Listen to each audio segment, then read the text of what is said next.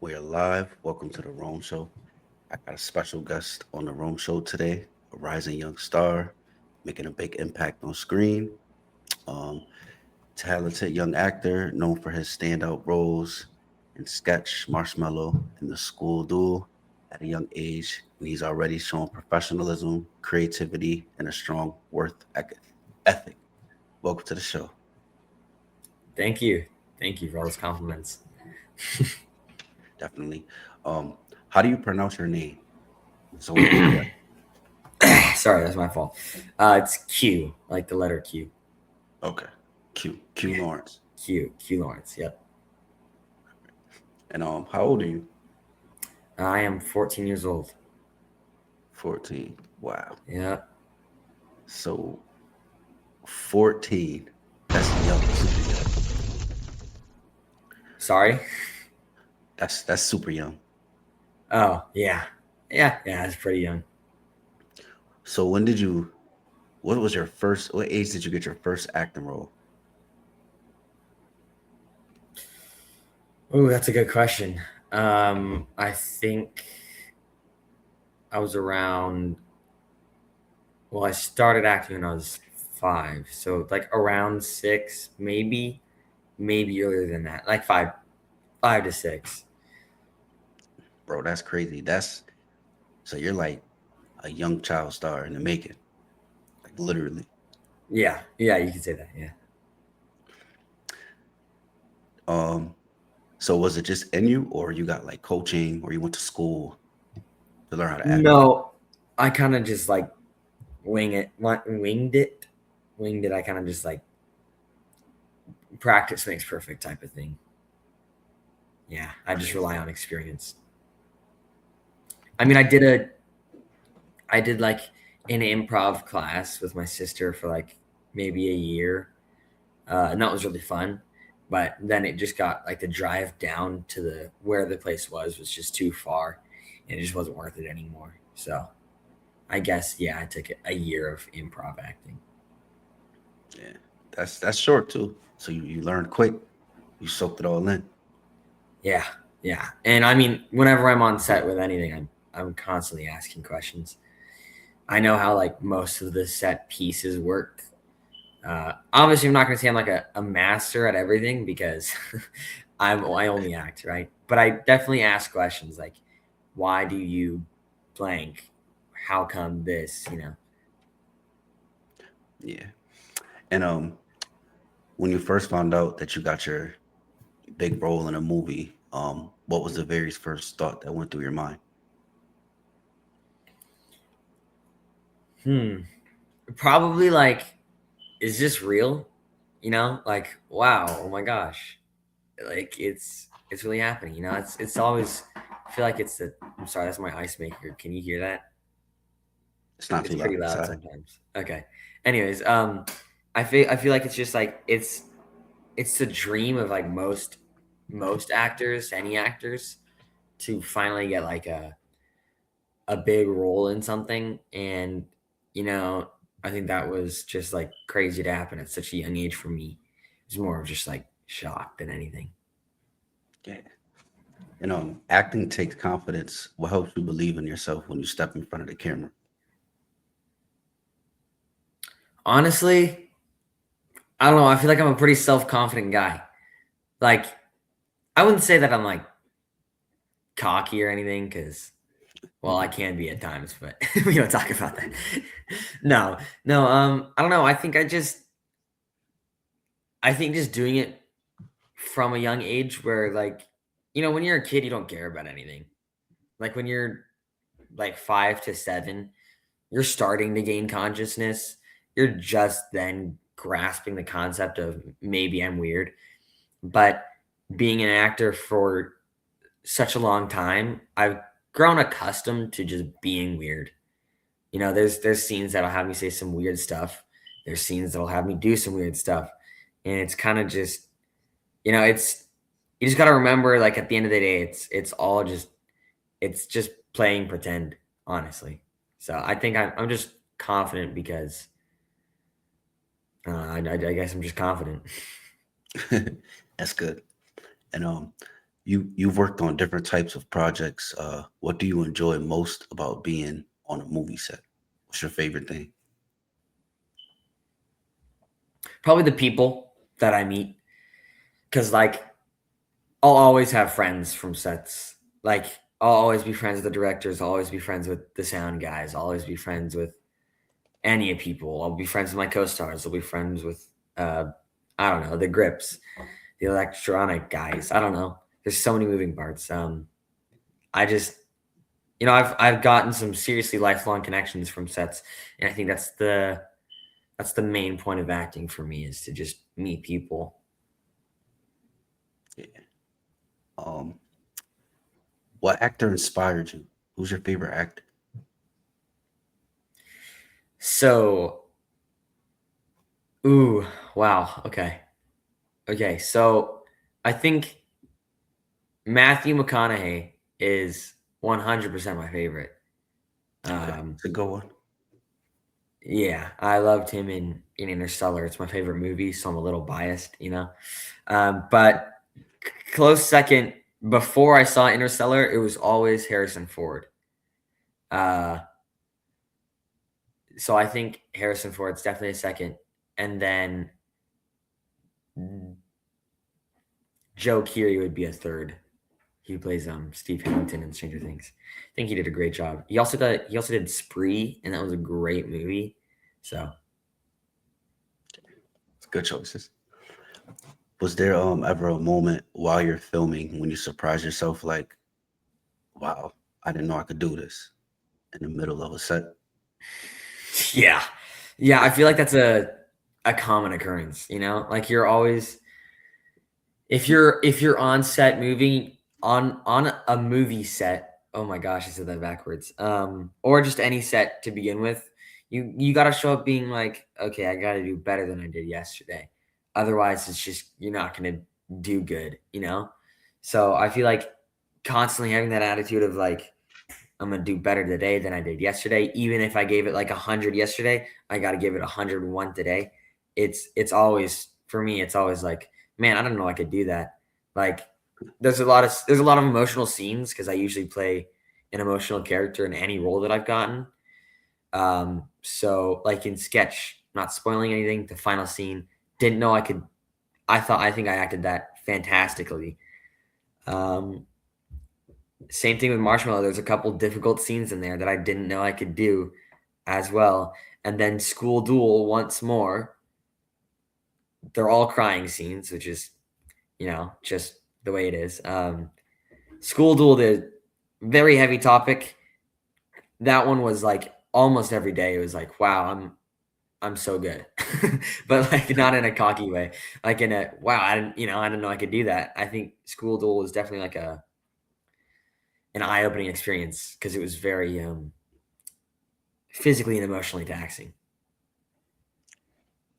And is your goal to like eventually do like your own movies and start producing and become part of a huge company, or is your goal to like be independent? Honestly, I don't know. I mean, as of now, probably just be independent. But that could change. Maybe I see a movie out there. I'm like, when I'm later in life, and I have like millions of dollars, and I'm like, wow, that movie looks cool, and then I just produce it. But Yeah, as of now, just be independent. good one. Um, how do you balance? You go to school, you're acting, practicing, making movie sets. How do you balance going to school and still being a kid? Yeah, I'm actually homeschooled, so I don't go to school anymore. I did from like kindergarten to like third grade, I think. And then the state of California actually got mad at me for missing so many days for acting because at that point I'm like not even going to school anymore. So we had to homeschool, which I'm not mad about. Obviously, now I'm missing out on a lot of social connections that I would have if I were in school. Like I'd be meeting a bunch of new people. I'd be um, like my age at least. On set it's mostly adults. It's not too often that there's other kids on set. I lucked out for Marshmallow and Sketch though. That was pretty nice. But anyways, I think like the being a kid aspect is kind of already out the window. Like obviously when I'm home, I do things in my free time. I dance, I play video games, and when I play video games, I'm a kid there. I I goof around on video games. I feel young. And then I dance. I mean, it's kind of the same thing. It's just like it's almost like a school in a way because it's still teachers, still classes, still gonna get yelled at for talking too much. Um, but yeah, I mean, I don't know. I can still be a kid. It's just more difficult too because I definitely say I'm a more mature uh, child.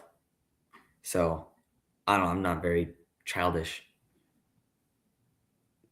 Yeah, you're pretty got a good head on your shoulders. Thank you. And for you being young, do you feel like once you get on sets, like it's work time, no goofing around, you know how to turn that switch on? Yeah, yeah, yeah. I mean, like, I feel like, yeah. If I'm on set and it's like first day, it's kind of relaxed. I will make connections. I'll find the person that I can goof around with, make funny jokes. Um, then I think like second day is like lock in time. Like, okay, I've met the people. I know who's chill and who doesn't like to talk to me. I'm gonna just lock in, you know. Yeah, Um, but then obviously as soon as it like School Duel, I've said it before, really emotionally taxing. Dark themes. I needed to just mess around during breaks of that. Otherwise, it would probably end up getting in my head a little too much. Not that I'm saying I would let it. I don't think I would to begin with, but it would to any normal human being. Um, just a dark theme like that would eventually get to your head. So goofing around during breaks or like that 5 minute before next shot is is really where you just gotta let loose. yeah, still make it fun. When something doesn't go perfectly for you, like a scene or like you didn't get a role or something or audition, what do you tell yourself to keep going? Mm, I feel like not getting a role or even a callback is kind of just part of the job. You just got to be used to hearing the word no. You got to be used to not exception. What's the opposite of exception? Denial. Denial. You got to be used to just not getting everything that you wanted. And nobody gets everything that they want. You got to work for everything. So I feel like it's not getting a role or an audition. Every now and then there will be a role that I'm really bummed that I didn't get. But at the same time, it's like, you know what? So it's just another role, and another one will come along eventually. And then a scene not going my way. I've had it happen a couple times. And most of the time, I just ask the director if I can just run it one more time. And then usually they can squeeze it in. If you're not asking like every scene, can I do one more take? If you ask every scene, then he's probably gonna say no eventually. But like if you say I needed to like absolutely bawl my eyes out in a scene, and then I only get one tear, and the director's like, okay, cut, moving on. I'm not gonna be happy with that performance, especially if in the script I know the writer's not gonna be happy about that performance. He won't say it to my face. She won't say it to my face. But I know obviously if they wrote that I'm supposed to be bawling, I should be bawling. So if a scene doesn't go my way, I usually just ask to run it one more time. Let's go. And what's one lesson acting has already taught you about life? Hmm. There's too many to name. I think Man, I don't know. This is like a hard question. A lesson that acting has taught me.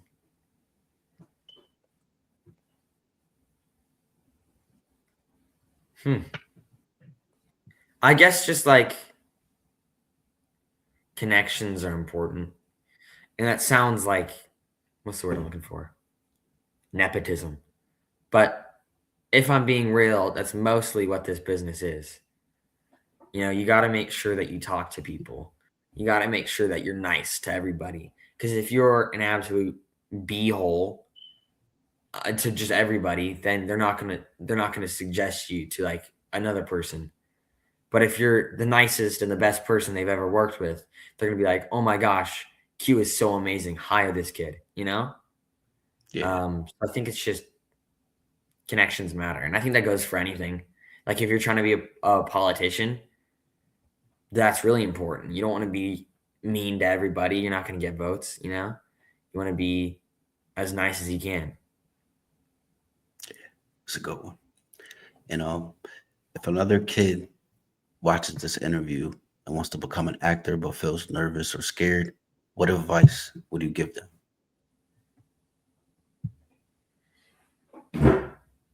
I think the best advice I can give is to just let me scooch this down a tiny bit. The best advice I can give is to just not be scared. And that sounds so terrible. It's terrible advice. I'll admit it. But like, if you go out in front of the camera and you're supposed to be acting really, really happy, right?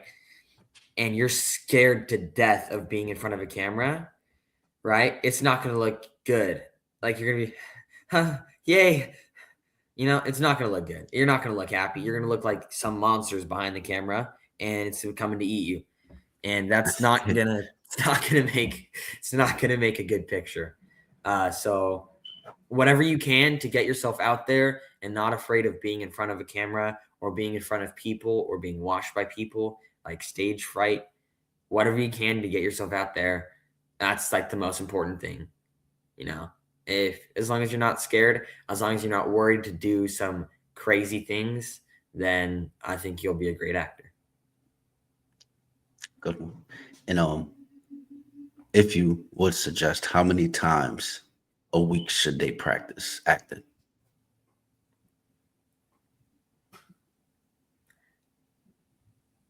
Huh. I don't think I've ever practiced acting like in my life. Like obviously when I get a role, I mean that's practice. Obviously like I'll go over my lines. I gotta memorize it for the self tape. Um, I'll run it with my mom, my sister, my dad. I'll run it with whoever that's near me. But yeah, I don't think I've ever practiced. But I mean, if you really really want to, I think maybe just going online and finding some free scripts and then having like a family member or a friend pick out something would be a good idea. Like I don't know, a lot of times there's like Disney things or like higher productions that you don't get to know what the script is, and they just borrow a script from another movie or another show. Um, and they have you do that instead because they don't want to like leak the information about the movie, which is very understandable. So yeah, I think finding free scripts online is pretty fairly easy if you want to just find some of those and practice with those. It's a good one. I got one more for you. Um, when you think about your future, what excites you most about where this journey could take you?